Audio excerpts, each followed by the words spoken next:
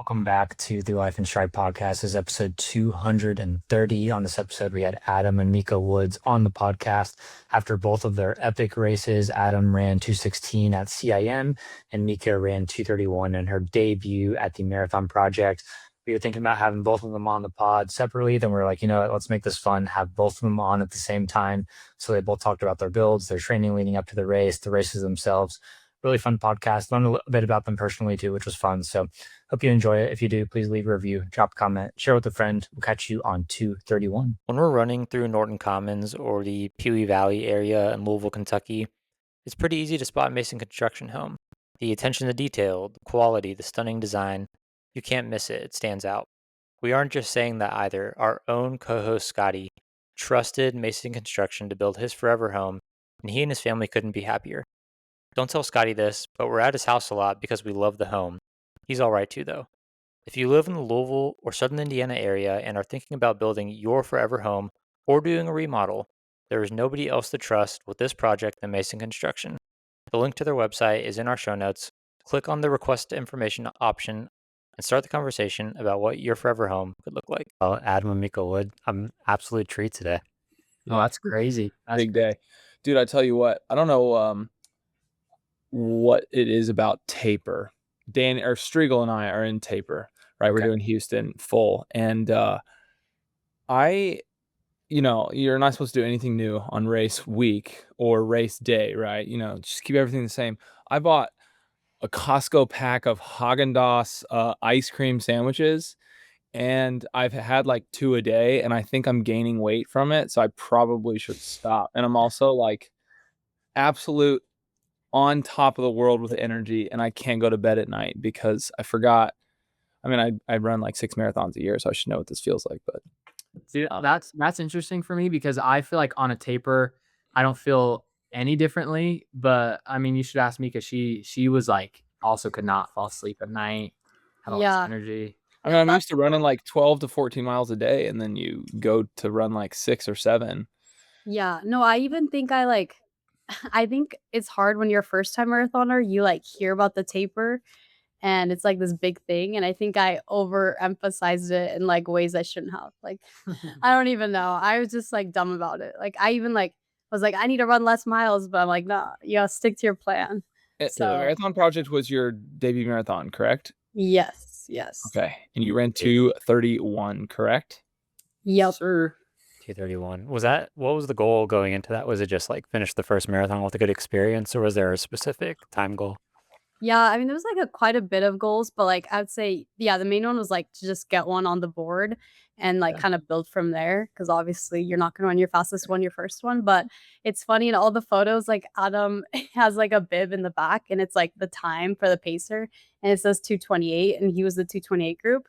And I just like laugh looking at the photos. I'm like, I didn't run 2:28, but like that was our goal was to do that. And yeah, I think we were on pace for a while there. So it was a good try for that. But yeah. I hear like positives and negatives about that course situation. I know there's a couple like I mean I was gonna say 180 turns, but they're more like kind of courts, aren't they? Like cul-de-sacs. What was your guys' experience on the Well, course? the route is crazy. It looked like you're doing a court. Yeah. Yeah. It's like so the turns weren't like too bad, honestly. I didn't mind the turns actually. The hard, challenging part of that course is like because it's like a loop, but it's not really a loop. It kind of is like you're just on the other side of the median, so it basically kind of just feels like an out and back. So I mean, I liked it, but I think you have to be like, I think if you know what you get as you before you go into it, like you can mentally prepare for that. But I mean, I ran CIM 2 weeks ago, and that was pretty fun just because it's like point to point, so you're not repeating anything at that point. But you go to the Marathon Project to run fast, I guess. So Did Marathon Project feel like a true like race environment compared to what you guys have experienced in the past racing on the roads? Like, was there like fans out there and stuff, or was it just like a true time trial experience? No, I feel like there was actually quite a bit of fans and like the people that ran the marathon the day before were out there cheering, which was really nice. I know I felt really bad because I tried cheering a little bit, but obviously it was like the day before my race, and I didn't want to be out there for too long. But that was really nice. And then, but I will say it was like I feel like the field was very small when like, and in a marathon, I think that's kind of the vibe for most of like the elite start lines. Like they're pretty limited, Yeah. but like it was, yeah, it was pretty, like our group was pretty small. And I think when it got tough later, it would have been nice to see more bodies, like even just like people around you of like, okay, I'm going to get this person ahead of me. But it was very, very like spread out. So yeah, pros and cons. Yeah, for sure. If you're doing a major marathon or even a bigger marathon like Houston and you're in the 2:30 range, you're going to see hundreds of people around you, right?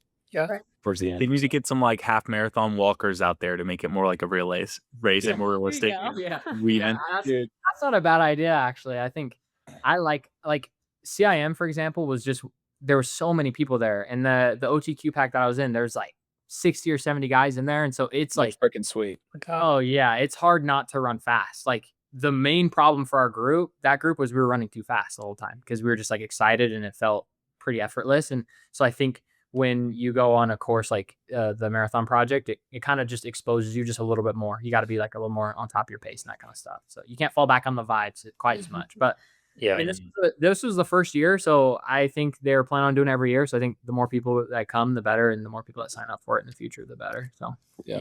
Was it pretty full from the participant standpoint, or do you think they have capacity for a lot more people? I think they might have had. I think they had capacity for more people. They're trying to give like everybody bottles. Like, if you sign up for the race, you get bottles. And so I think the elite field was pretty small, but it seemed like the other field was pretty full. So Yeah. And the OTQ pack at CIM wasn't Rory pacing you guys and maybe someone else too?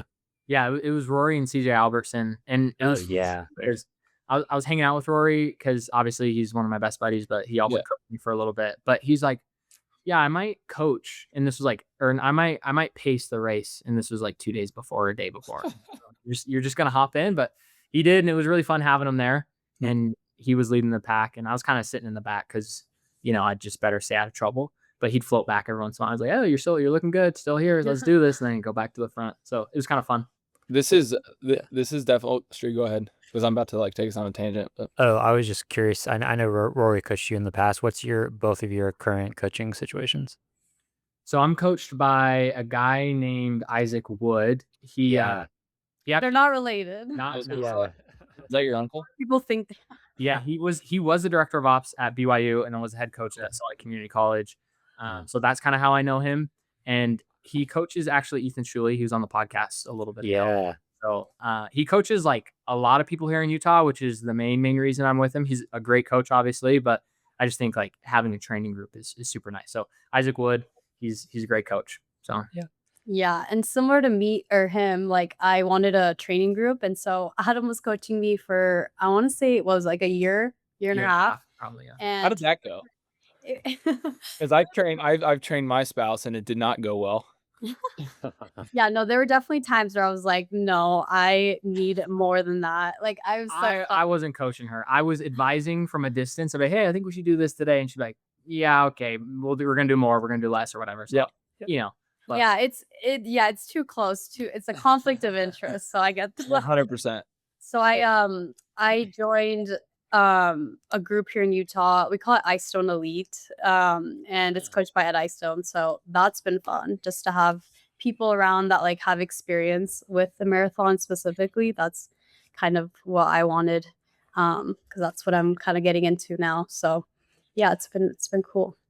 Cool. Yeah, I was curious about because I'd seen some workout photos, videos of you with Kira and that group. So I figured you were with Coach Eyestone, but I wasn't sure. And Adam, I wasn't sure if you were getting stuff from Eyestone or what the situation was. But I've heard of the guy that coaches you coaching a group there. Doesn't he coach Michael Addison too? Yeah, he coaches Michael Addison and that kind of stuff. So I mean, that's like, I think when you got like training partners who are all trying to run like what you're trying to run, it's just nice and infectious and makes sense. So. Yeah. All right, go ahead, Scotty, on your tangent, bro. Well, not really a tangent. I was just kind of going to try and structure this podcast. The three of us didn't talk, and we didn't talk with you two about like how we were going to structure this podcast. We normally don't, but I don't think we've ever had two guests on at once. Have we, boys? like in the same room. Like we haven't had like a duo wow. One time, Mike Corfage and Jeff Rosenka were in the hot tub, with and me. we had with you. So we We had did 3 record people. a hot tub. We did a hot tub episode. Yeah. That's pretty unique cast. Yeah. It was pretty great. We can't really do that anymore because we post the videos, so it would just be like pretty uncomfortable. Yeah.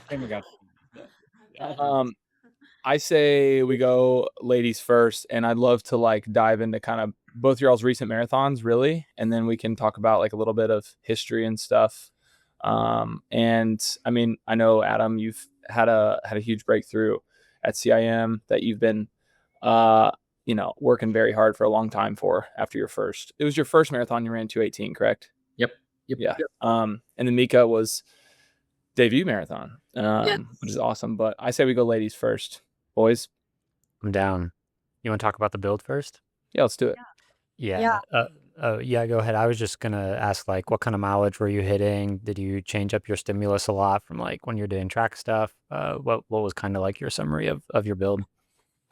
I'd say my summary, I would say it was a good build. It was probably closer to like 16 weeks, but like each week or each month kind of targeted different, I don't know, strengths and weaknesses. I'd say my first month was like getting my mileage up. That was the hardest part. I typically had ran, I don't know, 70 to 80 miles a week. And that was kind of my sweet spot. But I was trying to increase it. So I increased it up to like 90 to 100 miles per week. Actually, that was the high end. I still ran like 80 miles in there too. But yeah, building the mileage was huge. Obviously, with the marathon, that's really important. And from there, it was also like trying to the way my group works is we do a lot of like high intensity workouts. Like it's almost like you're training for track in a way. Like they're pretty like the paces are just really tough to hit. Yeah. They're similar to 5K, 10K paces. And so that was challenging to do that on top of the mileage. So that's what that like second month was. A lot of like tiring days. I was exhausted from trying to balance both. What was your workout schedule like? It was Tuesday, Thursday, and then Saturday was the long run. Was it a long run workout or all easy? It's kind of a middle. Like so we'd have every single long run we do pickups at the end, and it's like 3 miles at honestly like half marathon pace. Sometimes The Eyestone special for real, isn't it? Yeah. No, literally. And those are like honestly the hardest, I think. Like actually like looking back, those were the workouts that are probably they are the most similar to what the marathon felt like near the end. So that is something I'm gonna work on for next build is getting those to feel better. But yeah, like Tuesday, Thursday, Saturday was the schedule, and we had a half marathon, both of us. Like I had mine 6 weeks out just to see where I was kind of at. And that was a fun race. We did at Indy half, and it was like a fast squat and everything. Yeah, it was cool. Yeah, we were there. We got some footage. Scotty got some footage of you guys. I was screaming at both of you. You guys were great. Great vibes out on the course. I was like, hell yeah. I'm pumped. It's like my favorite thing to do. If I could like get the fulfillment in just spectating, I totally would. Yeah. Oh, I Like, love I spectating. freaking love spectating. It's I was honestly spectating better. with, say what? I was saying it's better than running, like None of the pain, right? I was spectating with a she coaches with us. We coach about 100 people with the podcast, but she's a former BYU athlete and grad, and she was like so fun to spectate with too. Kendi, she was like screaming the whole time. We had like a line, a couple of us. Eric Floberg was right there with us. I think he might have ran with you, or no, I don't think I ran after you. I think you all were going too fast. Probably they were running the half. So Yeah. what was the half result? And like after that, what did you think? Like the marathon, or did that like kind of help you figure out like, okay, this is what I need to target at the marathon after the half? Did you get like some answers from that? yeah, I think it just showed me like how tough it is to like run fast on tired legs. And I was like, okay, if I can taper from this, it will be, I think, better. Like, you know, my legs will come back and feel fresh. And I ran like 1:11:20, I think was the time, which was nothing like crazy. It was a PR, it was like 30-second PR. But I was hoping to break 70. So it was kind of like bittersweet. I was like, oh, I wish, but then at the same time, it's my first like half marathon in a marathon block. So you take it as is. And like, yeah, I think it was good. It was good to see where I was at. Yeah. We're always like kind of discussing. We have like a group chat with some friends, and some of us have like come off good half marathon races, and we're always trying to figure out like what's my halfway split at this point. It really just depends on the person for sure. A lot of the time, like what marathon experience you have, what's your training like. So it's always kind of tough to like you know choose a or like see what your half marathon race is, and then determine like, okay, this is going to be a good halfway split for me at Yeah, the sure. marathon, because like Yeah. it's not always that easy, for sure. Yeah. Adam, do you have any experience with or like a situation like that or no? Yeah, I just like the thing is I don't know why, but the half is like it's the hardest distance for me to figure out. I don't know why. Like I feel like the marathon, you kind of can sit back for a little bit, and it's like a squeeze, right? Whereas the half marathon, you don't really have time to do that. I mean, you do, but you don't. Like it's pretty honest from the start. Yeah. And so really, like I've like just come to the conclusion that like whatever I run in the half marathon during my marathon build does not correlate whatsoever to like what I'm going to run in the marathon. That's such a good headspace. Yeah, I last year, I guess 2 years ago in 2024, I ran a half marathon. It was pretty hilly, but it was like I did it in 69 minutes. And then a month later in Valencia, I went through halfway in 69 flat as well. So I was like, well, and I felt way better. Yeah. So I don't try and look too deep into it. Marathon pace and half marathon pace definitely converge as you do a marathon build, right? Yes. They just get closer and closer. Yes. We were when we had Ethan Shuley on, I think he just ran like 62 high, maybe in the half, and then he went to his like peak marathon and went through half in like 63:30, just full on like Japanese, like he's adopted Japanese style racing. They really race like that. It's like like add 30 seconds to my halftime, that's gonna be my half split. So yeah, That's wild. yeah. Like I respect that because that's a scary thing to do. Sounds like a recipe for a blow up. Yeah. Yeah, that they always do. yeah, I was like, okay, if I ran 71, okay, I think if I add like 3 to 4 minutes, I'll be safe. Yeah. Like I was like, I don't know. Yeah. Yeah. I'm just like looking at Adam's trends, but that's Yeah. so funny. That's crazy. 30 seconds is insane. Yeah, that's like a good rule of thumb, I think, is like that 3 to 4 minute, for sure. But yeah, it really depends on, if someone's running like 50, 60 miles a week and then they expect to add 3 to 4 minutes and the marathon going to go smoothly, like it might not go that great. But if they're, doing marathon specific like training, then maybe that's a good calculation, So Yeah. Mica, why the marathon project? Why that and not something else? I feel like mostly the biggest reason was because I was coming off of like a long track season, and then I did like Falmouth and Beach to Beacon road races in like August, and I was like, okay, I need to do some sort of race like in December to give me enough time. And then from there, it was like, okay, there's 3 options. Mainly was Marathon Project, CIM, and Valencia. And I think Adam was really excited about CIM because Michael Addison was going to be there. Yeah. Quite a bit of people that we knew were going to be there, and I wanted to go watch him. And I was thinking like running CIM, but then part of it was like I could have ran it, but because I compete for Peru, I'm hoping to like better my world ranking and like get points and stuff. And the race isn't World Athletics certified because it's a point to point, which is really annoying. Yeah, so that's why I was like, I need one that starts and finishes. It's like the rule, it has to start and finish within like a quarter mile. And so it was either gonna be Marathon Project or CIM.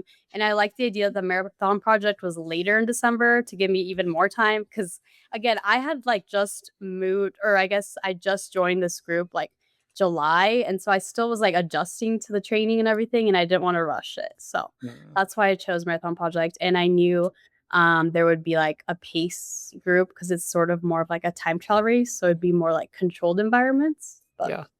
Do you guys feel like it's beneficial to not be racing at the same, like on the same weekend, like for the support and like obviously for the content side too, it's helpful to have someone like more focused on like filming you instead of like, I don't know, like, do you guys feel like it's easier to have just one person racing on like a big weekend like that versus both of you? I think so. Yeah, I think so. I just think like we're both are like runners can be like so neurotic in how they like to do things. Yeah, I, for one, I like to just sit and do nothing, and she likes to take photos and obviously do TikToks and that kind of stuff. And that is like that's kind of like my nightmare. Like the day before the race, like making TikToks and stuff. So, I think like it's really nice because with her marathon, it was like okay, I was like we can make as many TikToks as you want. Like I'm ready, I'm happy. Like, it doesn't matter. And I think vice versa. And also like filming, the race and stuff is super easy, but I don't think we're going to be able to avoid it for much longer. I think we're probably just going to have to race the same marathon. So Yeah, Yeah. Indy worked out well though. So I mean, Indy did work out. that was a good test run. So Yeah. About Indy. Was that your first time doing it? Yeah, that was my first time. Yeah, I've never been to Indy or Indianapolis, and I meant, what do you think about the race? The city's not, I mean, no offense for anybody listening to this. I mean, it's not like the best city ever, but Oh, dude, we have so many listeners from Indy, bro. That's great. I did not. I mean, Just give me the city. how was the Indy half marathon? How was your experience? Cut that out, Streak. no, it was good. The course was nice. I was actually really happy with like how like deep it was. It seemed like there was so many people there, everyone there trying to run fast, and so it was like you just had these big groups of people, which is always super nice with a race. Who's the men's half winner? That was 102. Skylar Stidham, man. We had him on the pod. Oh, dude. Had him on. I wasn't on that episode. I don't know why. It was my anniversary. That's why. Dang. Dude does Go back listen and to his listen, own Scotty. He brings good energy. I do need to. I Skylar heard. Dog. He's running Houston this weekend too, by the way. So it's Houston half. Oh, sick. He takes a quad shot of espresso before he races. Yeah. So Dude, I have high carb. I did what's the drink from Starbucks? Nitro cold brew. I did a grande nitro cold brew for like my first 5 marathons. Are you all coffee drinkers? Yeah. We drink coffee. In my college days, I used to do a quad shot for a 5K. quad. Did you actually? That's 4. Yeah, 4 quad shot. Now I do either a dopia, which is just a double shot, or a triple shot sometimes. But Don't yeah, back a little bit. That's sometimes good. I feel like caffeine can have like the opposite effect. Sometimes I can get like too like wired. Dude, And Yeah. we've talked about this quite a bit, like in 230 episodes. It's been a hot topic, and my PR, I did 600 milligrams from start to finish. Holy crap. That was a lot. Like from when I woke up to the finish line. Yeah. I had 150 milligrams of sodium at mile 19, and it actually brought me back. I was about to bonk, I felt like, and I didn't. But I'm on my next marathon in 3 days. I'm gonna basically do no caffeine. No caffeine. Okay. Well, I'm pretty convinced that it messes me up pretty bad. I think I got lucky that day, for real. Yeah. do either of you do any like unique supplements or anything out of the norm race morning, like Nomio, bicarb, anything like that? Honestly, I used to take bicarb like before my track races, but I don't know. I think I have I'm just the girl and my stomach sucks. So I don't think it helps me because I feel terrible and my Yeah. stomach gets upset the whole time. But I like avoid anything. The problem is like my stomach is my like it's the thing that I like always have to overcome. Like I just got to focus on getting the calories in and the carbs in during race time. And so I've tried bicarb. Bad idea, because I take bicarb. I don't want to eat a single gel the whole rest of the race. Yep. And Nomio is nice because it's less, and I've used it for workouts, but still, like sometimes that makes me feel pretty sick too. So yeah, it's I don't know. I just like got a really sensitive stomach, so it's something that I'm like, dang, if I want to unlock my marathon potential, I need to like really train my gut. So that's like what I'm focusing on this next build. But Yeah. I mean, training your gut's real for sure. Like it does like get used to it over time as you just like do it over and over and over again in the long run. Especially if you just keep using the same product, I think your stomach kind of. Dude, do a That's milk used to. mile like once a week. yeah, I think that might be the strategy. But I think the big problem is that I have to I think the nerves like affect me. Like I think it makes my like digestion slow down. So it's like on all these long runs, like I can take as much as I want to and practice it, but it's when the nerves happen is like all digestion shuts down. So I don't know. Yeah, that's how it goes, dude. Yeah. The nerves really play a role. Should I take a Nomio shot before Houston? I've only done it once. I would say no. don't try anything new on race day. Yeah, don't try anything. That's not new. I did it once.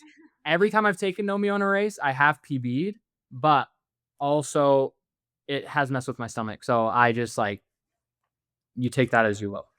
Yeah. Real? What's the final decision, bro? You're my coach. Oh, I'm taking it for sure. I like Yeah, it. you should. I took it on 2 workouts and both went really well. So I'm gonna take it. It didn't bother my stomach, but as long as it didn't bother your stomach, I would use it. One time I did take it, there was a porta potty stop mid-run. You're lying. That's nothing new for me. We have a meeting with them tomorrow, so you can ask the Nomeo guy himself and see what he says. Perfect. You should take it. Just give yourself enough time before race start. That's all I'm There you saying. go. Yeah, you should ask, because usually they say 2 to 3 hours. You should ask for marathons if they say more or less time, because I'd be interested to see what they hear. Yeah. Yeah, we'll be meeting with them at 9 a.m. That's a good question. Yeah. No I further feel like question. for a marathon, you might actually want it to hit more like later in the race. Like that might be more beneficial. I didn't really think of that. Yeah. So Mica, kind of fast forward, like you do marathon project, first marathon, what were like nerves? How are you like handling it? Like obviously you competed at a high level in track, right? But marathon's kind of a different beast. Obviously that's a whole, like it's a lot of miles compared to what you're used to in a race. But how did you handle that side of things? I think I handled it good. I think I was feeling like I'm a very like, I don't know, I feel like I go off of vibes and just like I kind of flow with things, and I'm not super stressed out person. And so I think the build was like pretty low key. Like I didn't think too far into it. I was just like, it's my first one, whatever. But I think once race weekend came, I started to feel like, oh yeah, this is like happening. This is real. And just feeling like, I don't know. I'm like, yeah, the unknown of like, okay, it's gonna be 26 miles, which I've never done, but also like at a pace that's like I haven't ran further than 10 miles at a time. So I think, yeah, I'm proud of how I handled it, but it was definitely nerve-wracking. I'm not gonna lie. Yeah.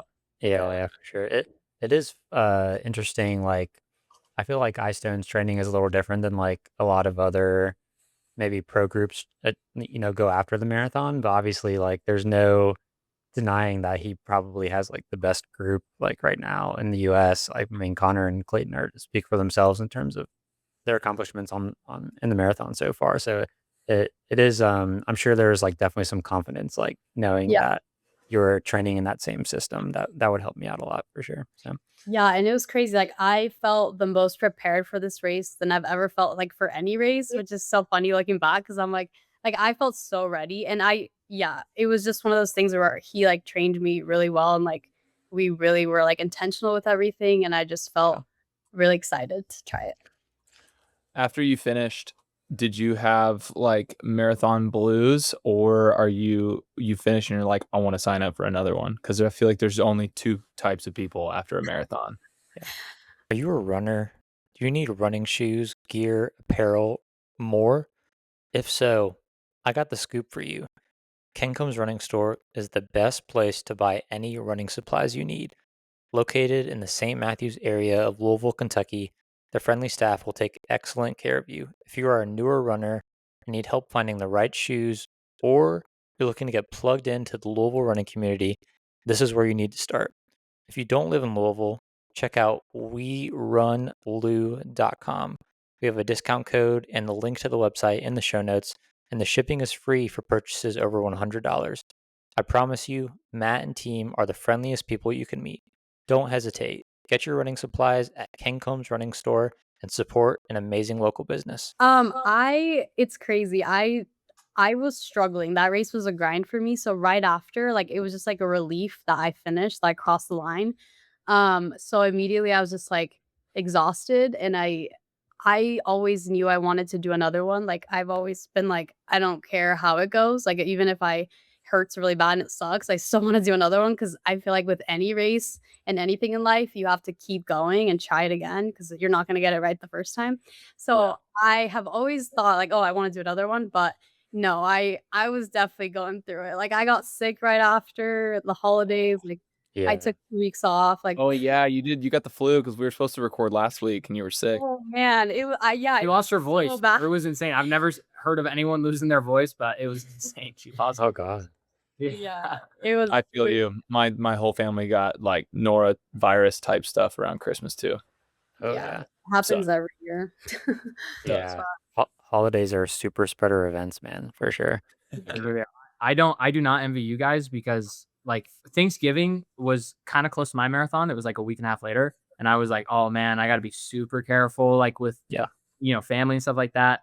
So you guys going through Christmas and New Year's and having Houston shortly after, I applaud you guys. And Chris and I both got sick. Yeah. Yeah, it just came off it. Yeah. all good. Just in time. Honestly, it's good timing to get sick like the week before the race because then like race week you're good. So You're gonna feel great. Yeah, because agree. I don't know if Yeah. you've checked the weather, Chris, but we're it's back, it's looking kind of spicy, bro. dude. So I Like put a on good our spicy. Insta. No, cold. Good. That was a good, very yeah. confusing statement.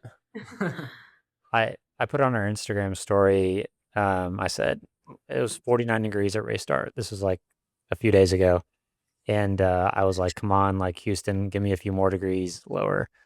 And Rory like messaged us and like called me out. He was like, "This isn't bad enough weather to like make this request."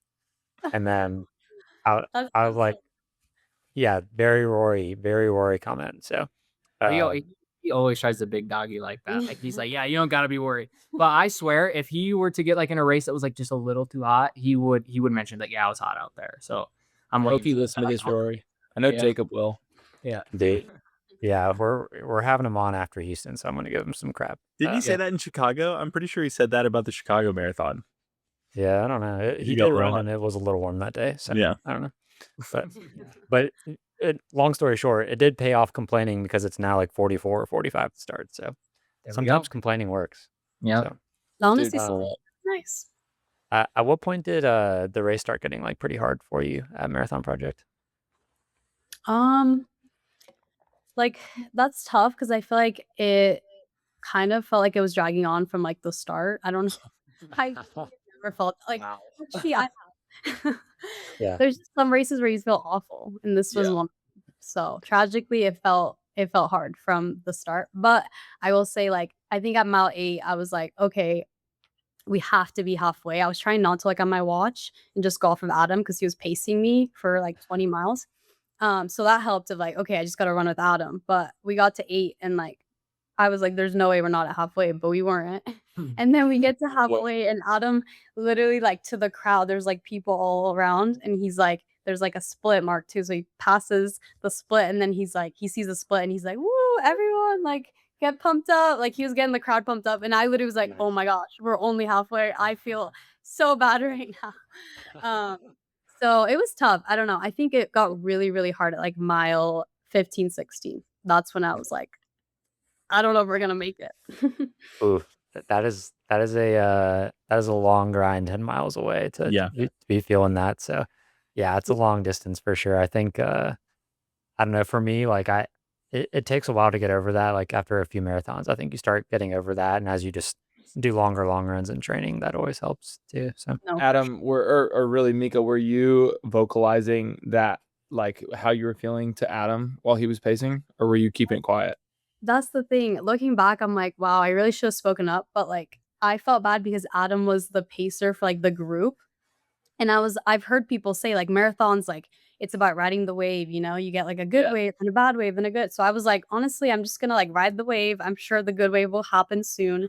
And looking back, no, I didn't say any. Like I think we kind of talked a little bit. It was like, you feeling good? I'm like, yeah. Is this good? Yeah. And I'm like, no. I guess that's the point. You can't like share your feelings with him when there's other people in a pace group. Yeah. Yeah, I felt bad to do that. And I feel like it was also I kind of was trying to like fake it till you make it, Like I would be like smiling at the crowd, but I'm like, Honestly, no. when it comes to that, we talk about this too, and this sounds so cliche, but saying like not giving pain a voice, that is so real in the marathon. The second you're like, okay, I don't know I can do this anymore. The second you like put that like on paper in your head, you are done. Right. The fact that you're just like your first marathon, you're like, I'm fine, I'm good. If you can just keep doing that. Yeah. Was it Michael Addison Streak or Danny that said no? That was Brock Kelly. He's the run mile you're in guy. yeah. Yeah, easy to get Brock Kelly and Michael Addison confused. They're exactly like. I think that's a Ryan Hall quote. Run the mile you're in. I don't know. Right. Maybe it was Jesus himself. Yeah. Classic Ryan Hall. Dude, you wanna switch over to Adam and talk about CIM a little bit? Let's do it. You got any more questions for Mica, Danny? Yeah, I had a question about who gets nervous before the marathon between you two. But now we're off topic and it kind of seems like a dumb question. I think I get more nervous. But the thing is, though, is that Mica hides her nervousness like way better than I do. Yeah. And so like I'll be like, oh, she's fine. And then I'll be like, oh wait, no, she's actually really nervous. But I get like I've had to like let go of a lot of things because I like things to be like pretty perfect. And so before CIM, I was like, I'm not even gonna like worry about it. And I think I've actually gotten better at just relaxing a little bit. But Yeah. Do you think that's an unlock for your performance? yeah. So Yeah. Nice. wait, sorry, say that again. I said, do you think that's an unlock for your performance? Just letting go?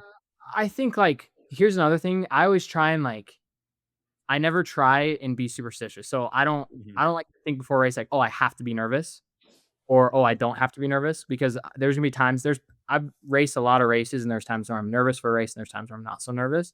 And I've had like both results. I've had good and bad results with both those. So I try not to like look too deeply into things because you never want to be at the start of a marathon and be like, I can only race well if I'm not nervous, but I'm really nervous right now. Because I'll just make you more nervous. So Yeah. Dude, if anyone's like not nervous at the start of a marathon, like I promise you they're lying. I mean, like obviously like we care about our results too, but I think part of the nervousness too is like this is gonna hurt like properly bad for like a good amount of time. And that's like what I get most nervous about. Like if you're someone that really like is gonna put themselves in like a dark spot late in the race, as I'm sure both of you guys are good at doing, as experienced runners, like yeah, you kind of gotta mentally prepare for like this is gonna be like properly tough for about the last 45 minutes. So I gotta I swear I'm more nervous for a 5K though. oh yeah, me too. 5Ks suck. They suck from like a 400 in. Yeah. And it's like it's a worse suck than the last bit of a marathon. I swear. Yeah. I think 5Ks are way more painful than a marathon. Like the marathon, like yeah, I think it hurts at the end, and I've had some pretty painful last marathons, but it's like a different kind of hurt. A 5K is like it's just I don't know how to. There's not really. I mean, I didn't run collegiately or in high school, but there's not really a pacing strategy for a 5K, is there? I mean, I feel like you essentially sprint at a pace that's somewhat unsustainable for 3.1 miles and to hold on. I mean, I know that's obviously stupid. And Mica, you're probably like, yeah, I definitely pace a 5K, but No, I suck at pacing too in a 5K. you just kind of go out too hot, right? You go out too hot. Try and die gracefully. That's half of running is just dying gracefully. Trying to. True. Adam, so I know when I first started seeing your content a while ago, but I know out of college, correct me if I'm wrong on the timeline, but you ran a 2:18. It was at CIM, correct? Yeah, that was back in 2022. That was like the semester after. Okay, yeah, I was gonna say 3 years ago. Perfect. Yeah. And then you've tried a lot to break that, and I know you've like had lots of series on YouTube about it. And what was different here? I think I was trying like I was thinking about that, but I literally think that I was just like healthy. Like my body was kind of in a healthier and better spot. I think like at first, I ran that 2:18 and then I ran 3 other marathons later that year.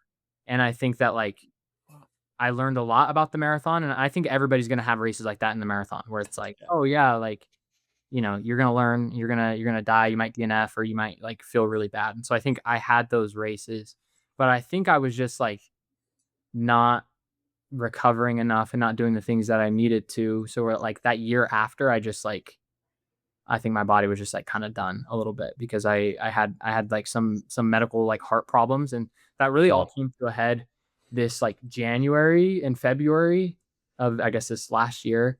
And I was just like, yeah, the performance was like in the toilet, and it had been in the toilet for a while.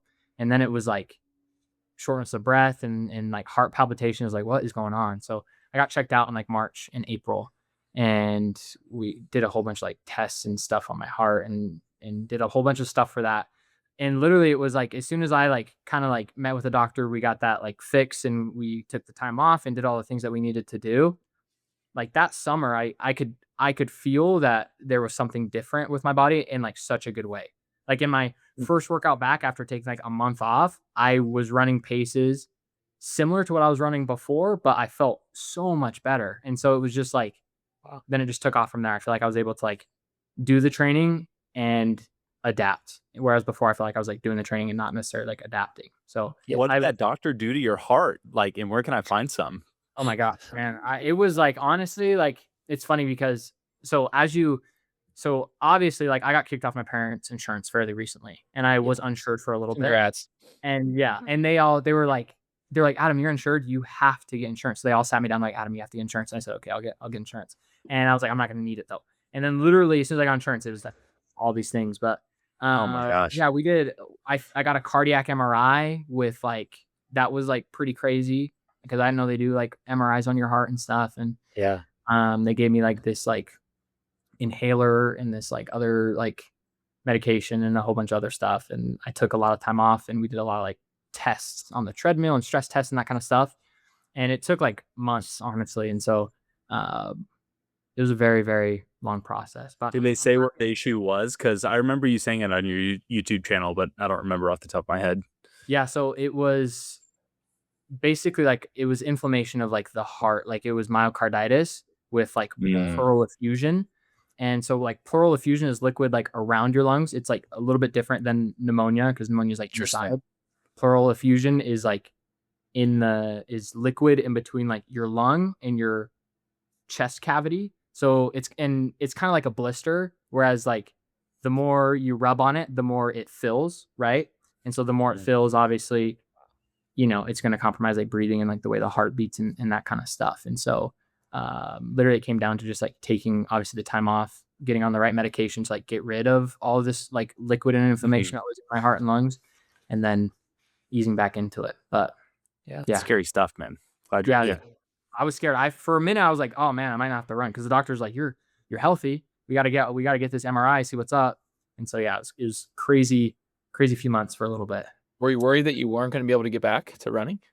Yeah, because well, you know, and that's obviously like my mind just goes these places because you always hear about runners who like, you know, like there's a lot of runners out there who like have pre-existing heart conditions and they don't find out until like something happens, right?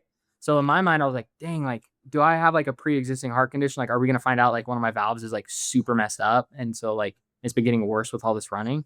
So that was a very like concerned thing. I had to get like a genetics test too to like make sure that there was like nothing in my family history and all that kind of stuff. And so, yeah, your mind just goes to places, and those were like very real fears for a second. Yeah. Oof. Yeah. And that was this past summer or 18 months ago? That was, yeah, I guess that was like March and April and May of this past year, 2024. Okay. Or 2025, sorry. How many months off did you take?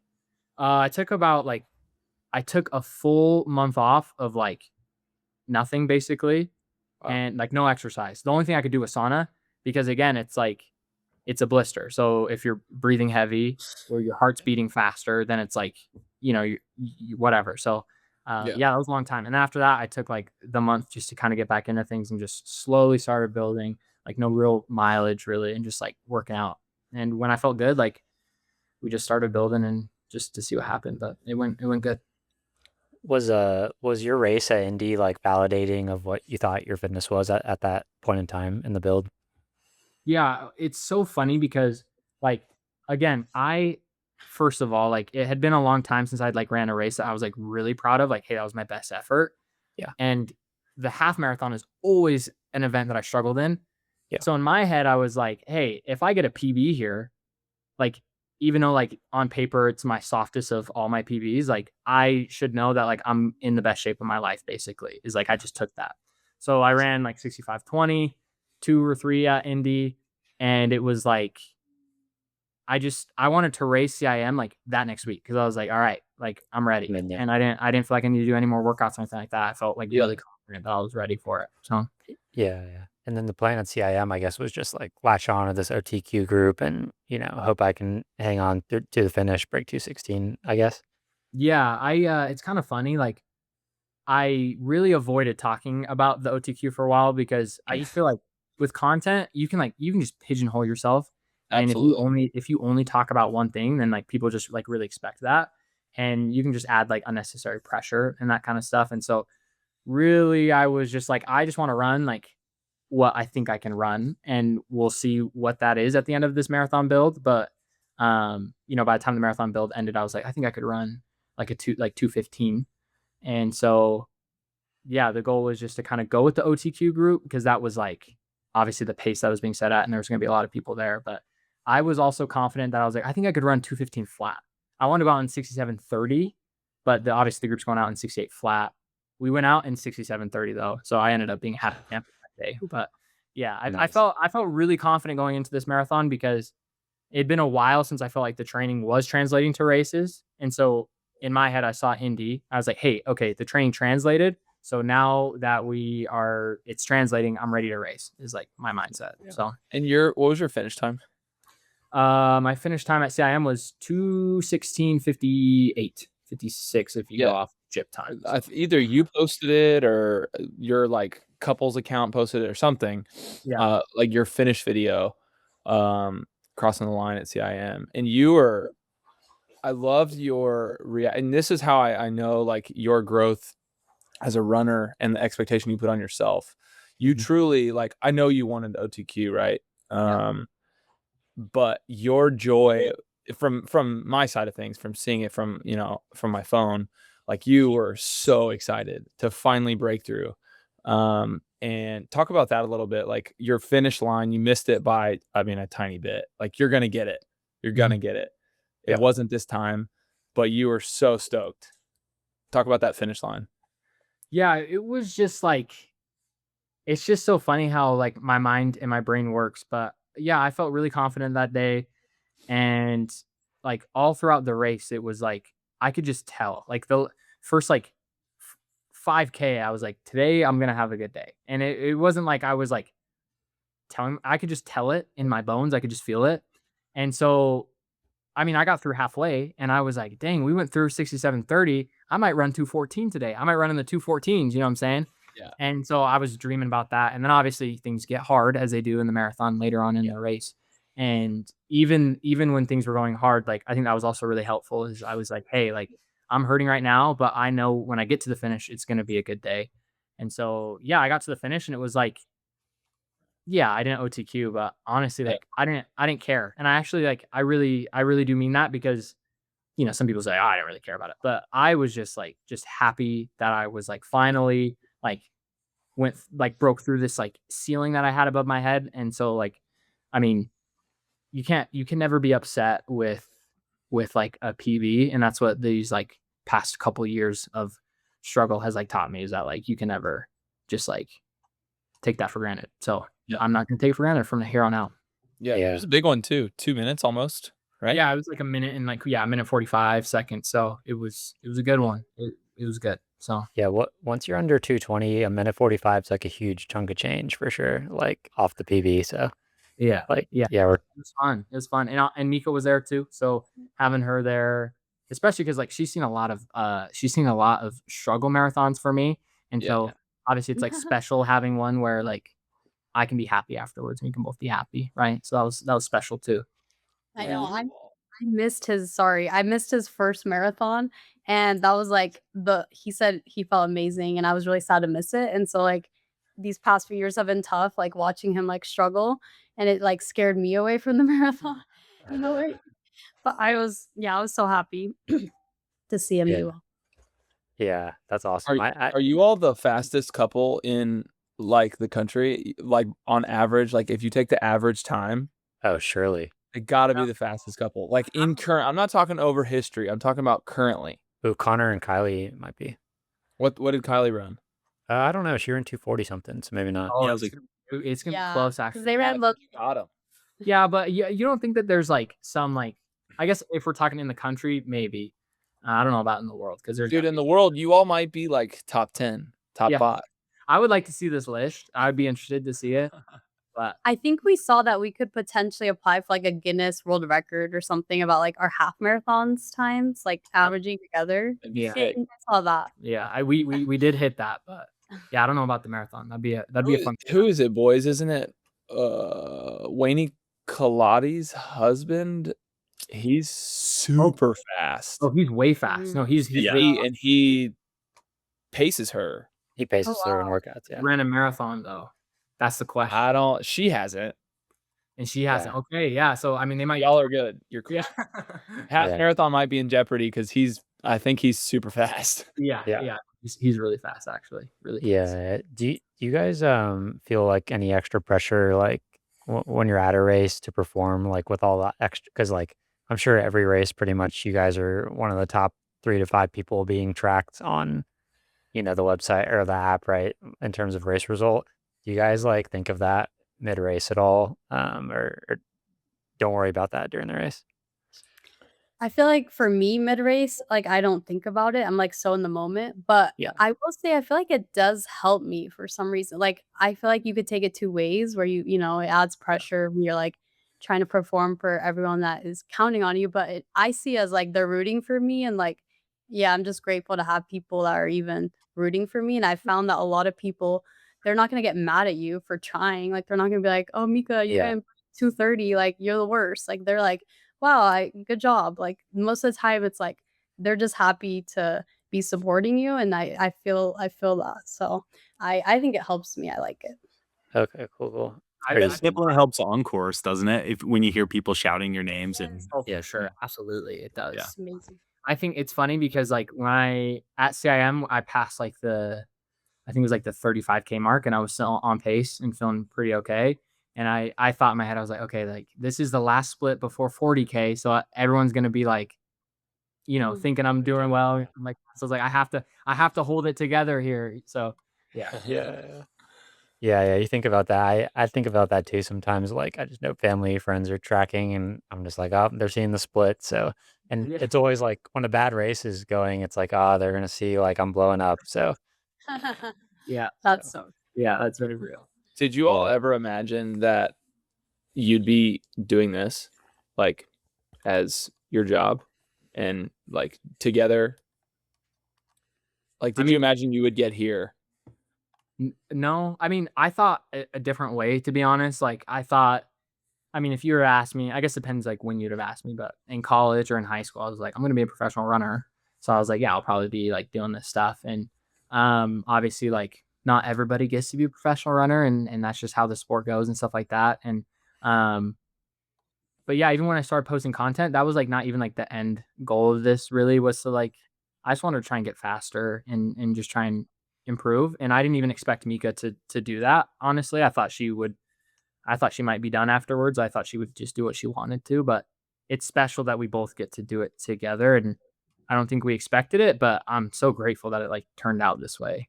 Yeah.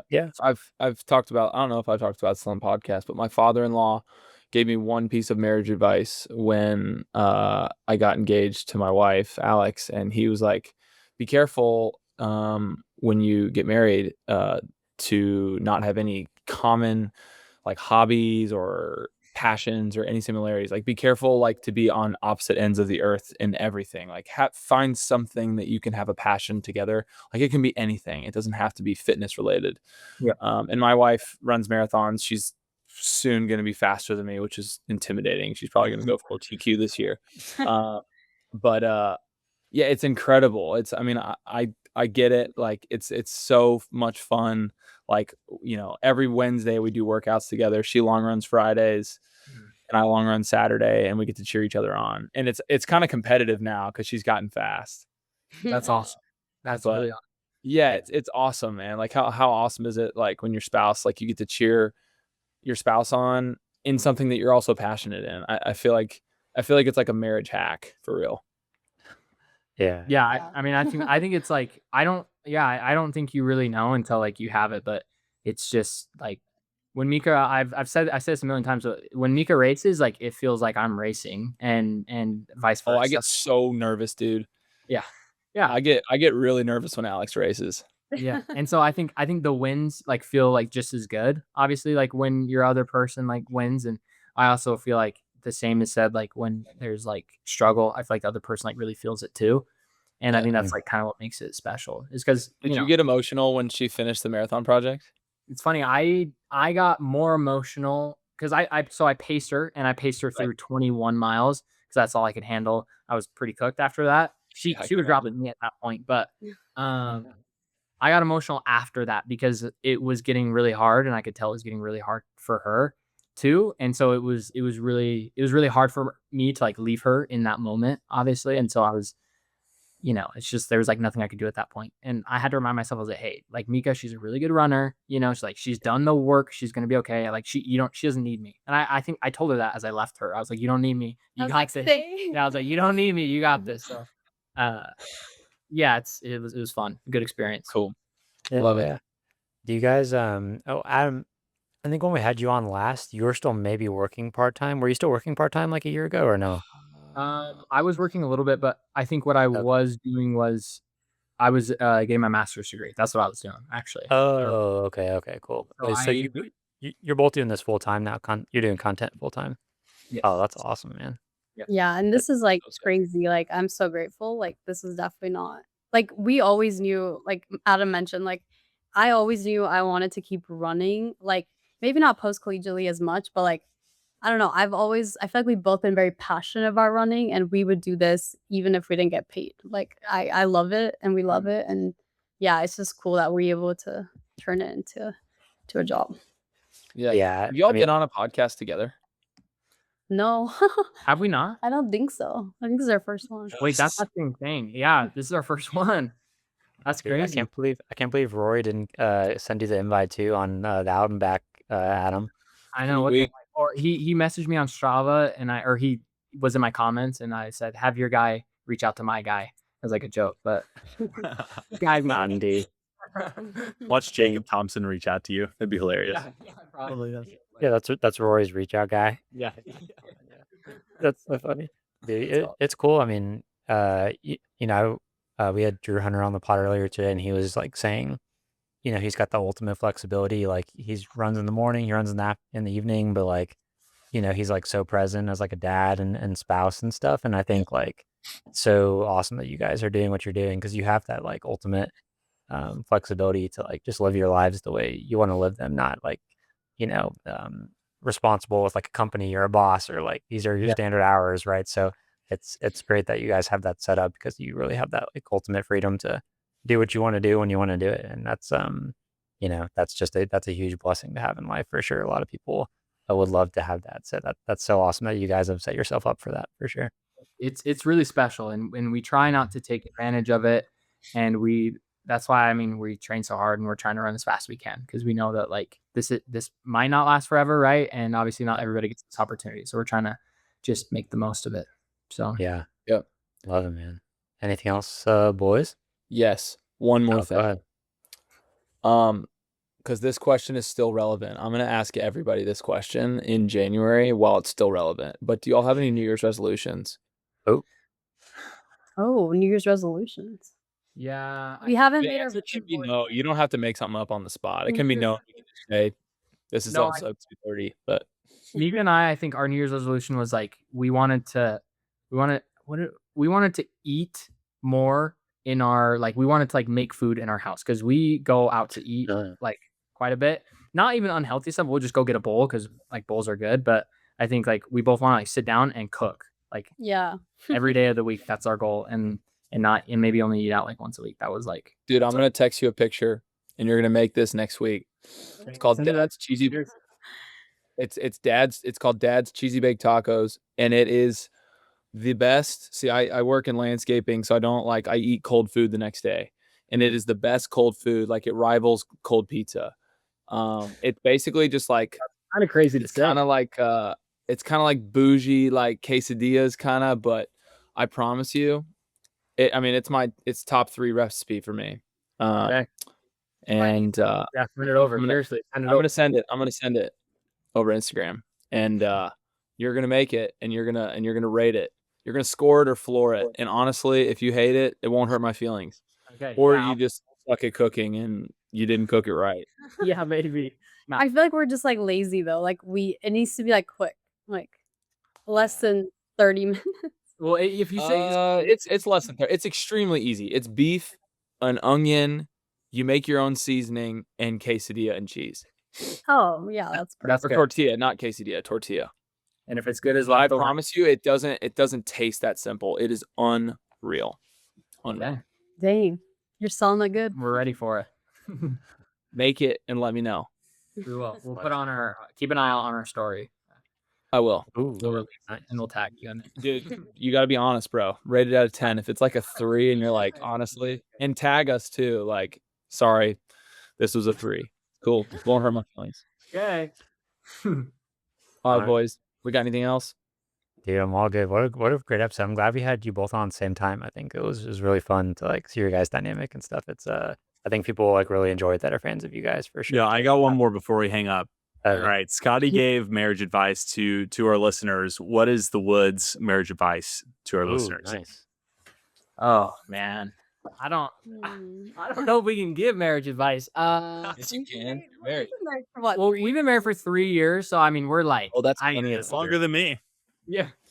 I would say, honestly, like if I'm trying to think of something like funny to say, but I really think that like just being aligned in like your purpose or like what you're trying to do, I think is like the thing that makes it like the best. So, it doesn't obviously like not everyone it's going to be running, but like whatever, like career wise or just how you want your life to look wise, I think if you can just like be matched in that and like keep that in the forefront of your mind, I think it keeps you on a team. And I think when you're on a team, it's like easy to be together. So Yeah. You got No, anything? I feel like going off of that, just like whatever your partner's passions are, like you should help, nurture that and like celebrate those. Cause I feel like, I don't know, like it's being in like a partnership, it's tough. Cause like sometimes, you want to do things certain way or you have other things you want to do. But I'd say like really like helping each other out with like what you dream about and what you love. And like, yeah, it's cool that we both love running and that we can do that. So Yeah.